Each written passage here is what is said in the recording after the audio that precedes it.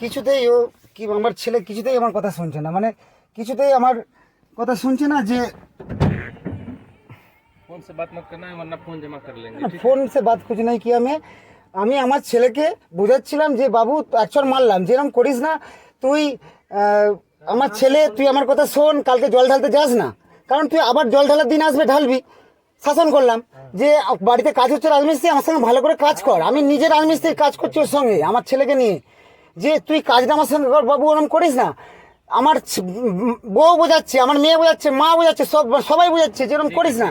ও ও একদম শুনছে না স্যার। যে ठीक है, मोबाइल मत चला। বলছে যে আমাকে তুমি মারো, আমি শুনবো না, আমি জল ঢালতে যাবো। দিয়ে এবার এক চড় মেরেছি, কোথায় পালিয়ে গেল জানি না। তারপরে পুলিশ গাড়ি চলে এলো, আমাকে গাড়িতে তুলে নিয়েছে, এখন কোথায় নিয়ে যাবে আমি কিছুই জানি না। এবার আমি কি করব? আমি কি দোষ করেছি? আমার ছেলেকে এক চড় মেরেছি মাত্র, আমার ছেলেকে আমি এক চড় মারতে পারবো না? এটুকু আমার অধিকার নেই? তাহলে পুলিশ গাড়ি চলে আসবে, গোটা গ্রাম একদিকে, আমাকে পুলিশে করে এখন কোথায় নিয়ে যাবে আমি নিজেই জানি না। কি করব আমি এবার? কিভাবে বাঁচবো আমি? আমার কেউ নেই বাঁচাবার। এবার আমার ছেলে আমাকে ফাঁসিয়ে দিচ্ছে, আমার বাড়ির লোক আমাকে ফাঁসিয়ে দিচ্ছে, পুলিশ গাড়ি চলে আসছে, আমাকে নিয়ে চলে যাচ্ছে কোথায় কি জানি এখন কোথায় নিয়ে যাবে। কেউ হেল্প করলে তো ভালোই হয়।